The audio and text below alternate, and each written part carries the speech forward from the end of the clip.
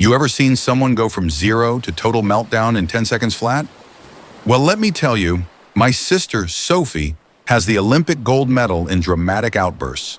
But nothing, and I mean nothing, could have prepared her for the chaos that went down when she found out the truth behind her missing birthday cookies.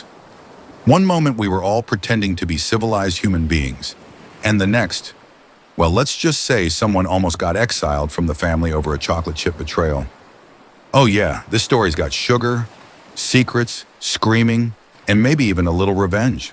So buckle up, hit that like button if you've ever had food stolen from you, subscribe for more wild stories, and drop a comment if you think you already know who the cookie thief is. Spoiler alert, you're probably wrong. Now let me take you all the way back. It started, as most explosive family stories do, with a perfectly innocent plan. Sophie's birthday was coming up. She had just turned 16, a huge milestone. You know, that magical age where you're still technically a kid, but you walk around like you've unlocked all the mysteries of the universe just because you can now legally drive a car. And if there's one thing Sophie loved more than being the center of attention, it was baking her own birthday cookies. That's right, not cake, cookies. We're talking gooey, chunky, loaded with sugar, chocolate chip and caramel stuffed monstrosities that could make Gordon Ramsay cry tears of joy. She made 3 dozen of them from scratch the night before her birthday, laid them out in neat little rows on a special plate with a pink Post-it note that screamed in bold Sharpie letters, "Do not touch, these are for my party. Love, Sophie." That Post-it might as well have been a ticking time bomb. Now, I live in a house where food doesn't last long. Between my little brother Leo, who eats like a garbage disposal, and my mom, who's always just tasting, things disappear fast. But this time, everyone swore, like they were under oath, not to touch the cookies. Sophie even gave us a speech. Yes, a speech the night before. "I want these cookies untouched, unbothered, and unbreathed on," she said, standing in front of the counter like a royal guard. "One bite, and I swear I'll know. I have a sixth sense for stuff like this." We laughed. We mocked her. But deep down, we knew she wasn't joking. The cookies were off limits. And then morning came.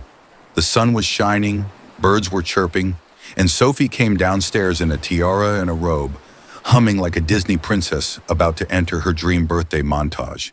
She floated into the kitchen like she was expecting applause from the fridge. But there was silence. Then, the scream. It was not just a scream. It was a soul-shattering, window-rattling, horror movie-level screech that made the dog jump off the couch and hide under the table. She had found the plate, or rather, what was left of it. Only 8 cookies remained. 8 out of 36. She stared at the plate like it had personally betrayed her. Her hand slowly reached for the Post-it note, which was now crumpled and stuck to the counter with what looked like chocolate smudges. She held it up like it was evidence in a crime scene. "Who?" she growled. "Ate my birthday cookies?" At first, nobody said anything. Total silence. You could hear the fridge humming. You could hear my heart pounding. I wasn't even guilty, but it felt like we were all on trial. "Was it you?" She pointed at Leo, who immediately broke into a cold sweat and dropped his cereal spoon. "No!" he yelped, clearly lying. "I mean, no, I didn't. I didn't even know they were... Wait, how many were there?" 36, she said coldly, narrowing her eyes. That's when Mom walked in, holding her coffee like it was a shield. "I just had one. Last night, just to test." Sophie turned to her with the look of someone about to start a war. "One, Mom? One? Then where are the other 27? Mom took a long sip of coffee. "Well, maybe your dad..." "Don't drag me into this," Dad called from the hallway. "I saw the sign. I respected the sign. I fear the sign." Now the blame game began. Accusations flying left and right. Leo pointed at me. I pointed at the dog. The dog just stared at us like we were insane. But deep down, I had a theory. See, I had walked into the kitchen late the night before to get some water, and I thought I saw someone sneaking around the counter. Not a person exactly, more like a shadow, a swift blur. Too short to be Leo, too agile to be Mom, Not the dog either. That left only one suspect. I didn't say anything yet. I wasn't sure, but I knew I needed to do some investigating before Sophie set the entire house on fire with her rage. Meanwhile, Sophie went full detective. She took pictures of the cookie plate. She made a list of alibis. She started interrogating everyone one by one with the intensity of an FBI agent. I mean, she even smelled Leo's breath, which, to be fair, reeked suspiciously of caramel. Still, the numbers didn't add up. He could have eaten 5, maybe 6 before getting caught, but not 28. That's when things got real weird. Later that afternoon, I caught movement under the dining table.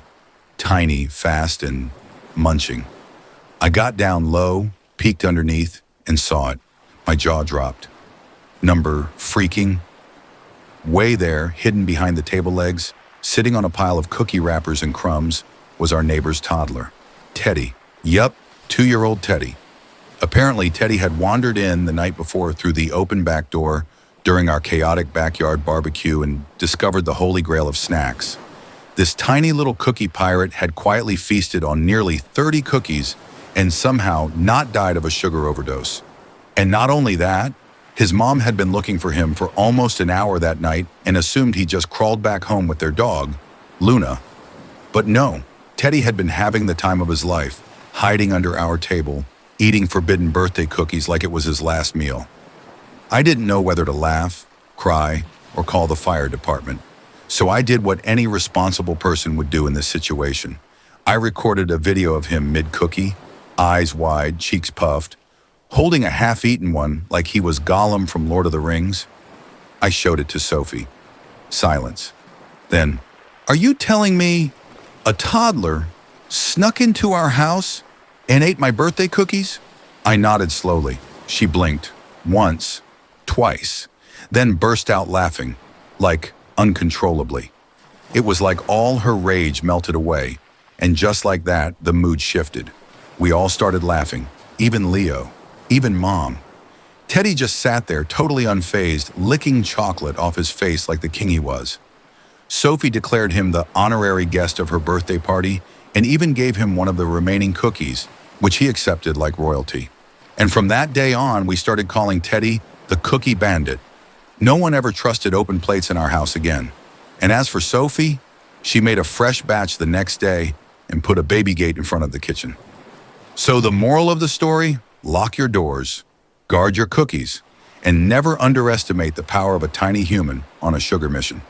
If you love this story, don't forget to like, subscribe, and leave a comment below telling me your wildest food theft story. Because trust me, we've all been there.